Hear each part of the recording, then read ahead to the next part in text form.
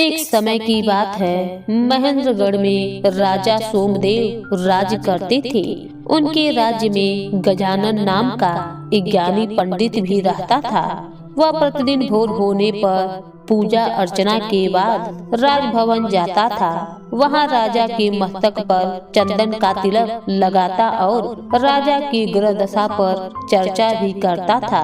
बचपन से राजा सोमदेव की जादू के खेलों में रुचि थी। थोड़ा जादू जानते थे। वे अपने कद को छोटा करके लोटे की नली से बाहर निकल आते थे। यह राजा का प्रिय खेल था। राजा रोज पंडित को यह खेल दिखाते थे और पंडित राजा की प्रशंसा के पुल बांध देता था।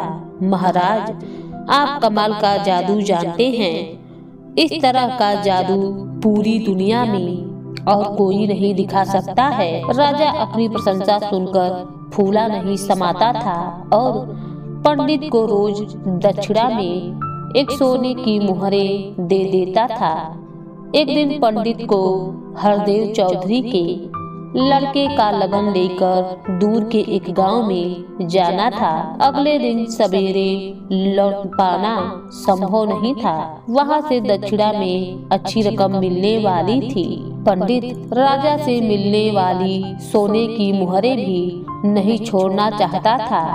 पंडित ने अपने बेटे लक्ष्मण को पूरी बात समझा दी और अगले दिन राजभवन जाने के लिए कह दिया। लक्ष्मण बड़ा खुश था। बार बार मन में दोहरा रहा था कि कल कैसे राजा को तिलक लगाऊंगा, कैसे राजा की प्रशंसा करूंगा। पूरी रात इन्हीं ख्यालों में कट गई। अगले दिन वह पिता के बताए तरीके से धोती कुर्ता पहनकर टोपी लगाकर राजभवन पहुंच गया। राजा रोज की तरह बगीचे में झूले पर बैठा हुआ था।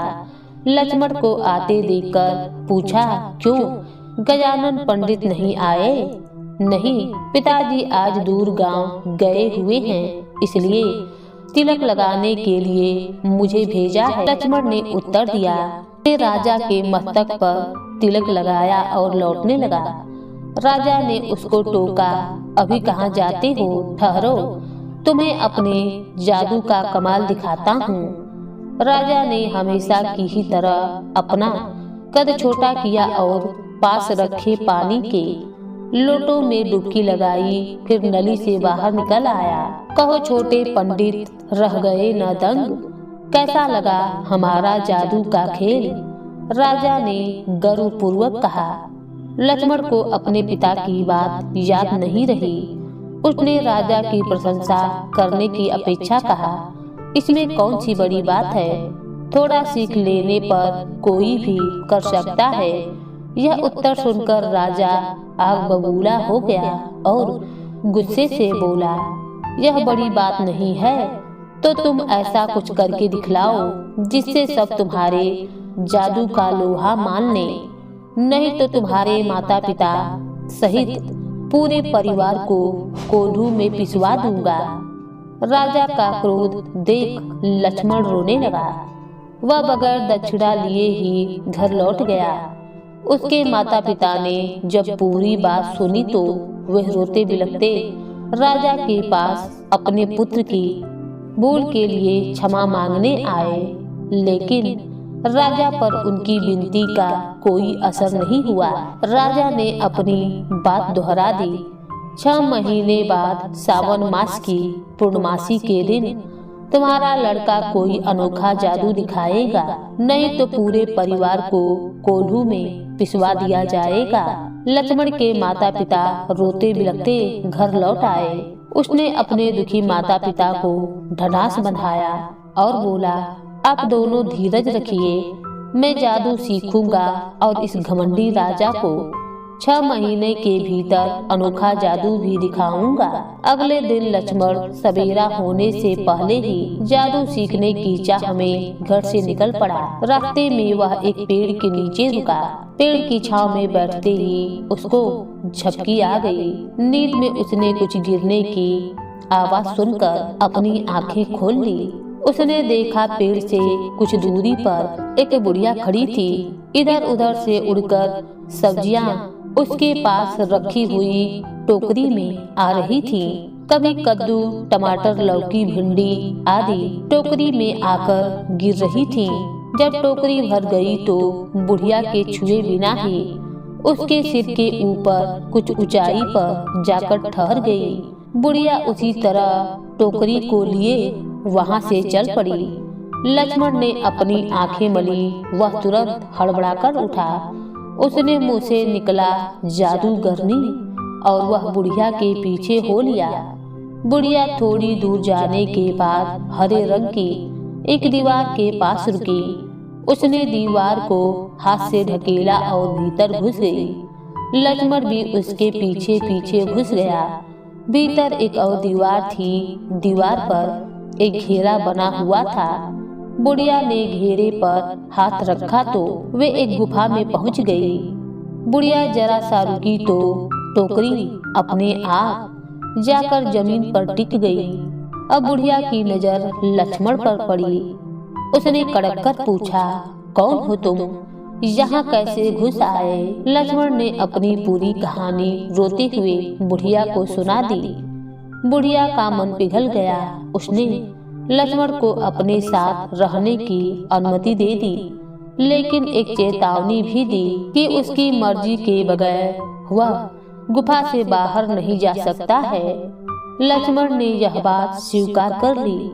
बुढ़िया ने पास खड़ी अपनी बेटी कावली को भोजन तैयार करने के लिए कहा। तीनों ने भोजन किया और सो गए। धीरे धीरे लक्ष्मण ने अपनी बातों से बुढ़िया का मन मोह लिया। एक दिन बुढ़िया उसे जादू की विद्या सिखाने के लिए तैयार हो गई। समय बीतते लक्ष्मण वो सांवली में प्यार पनपने लगा। बुढ़िया को लक्ष्मण अच्छा लगने लगा था।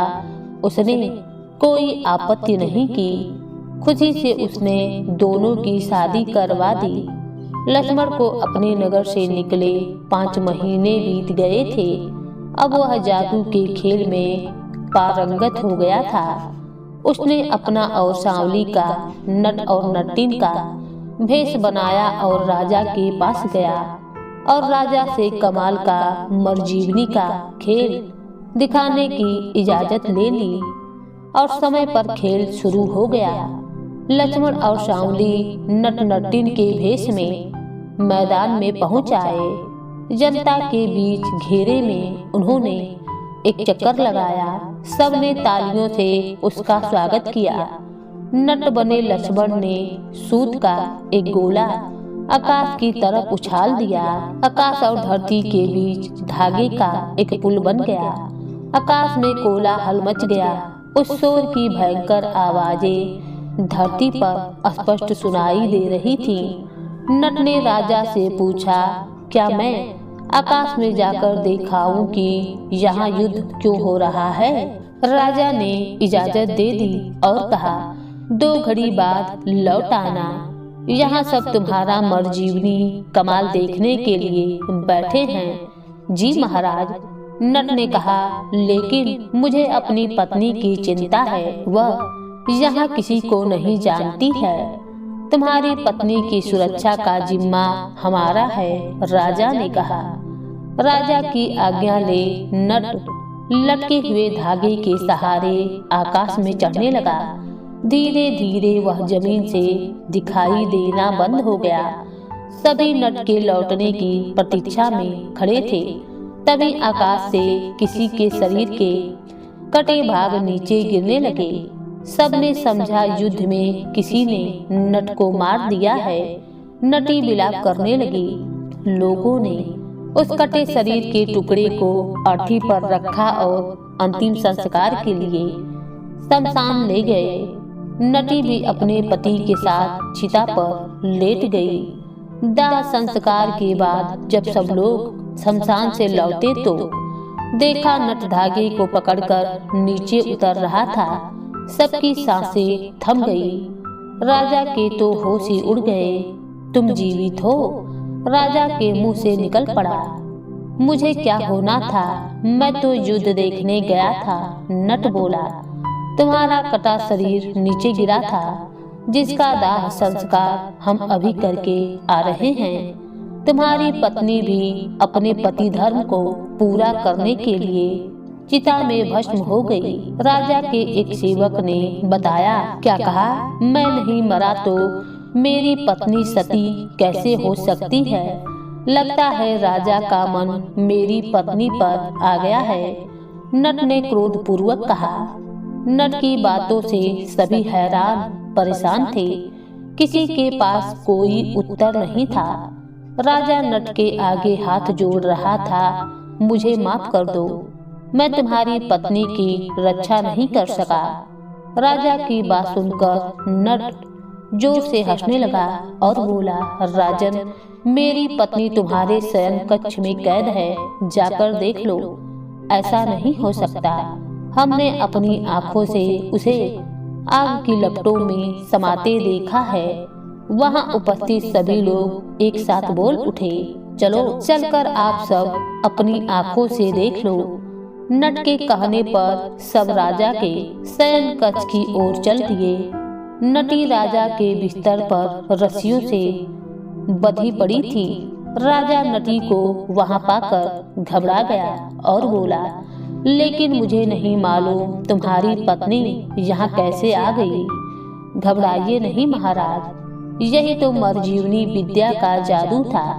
सभी ने राहत की सांस ली और हर्षपूर्वक तालियां बजाकर नट की प्रशंसा की। राजा ने नट को अपना राजनट नियुक्त कर दिया।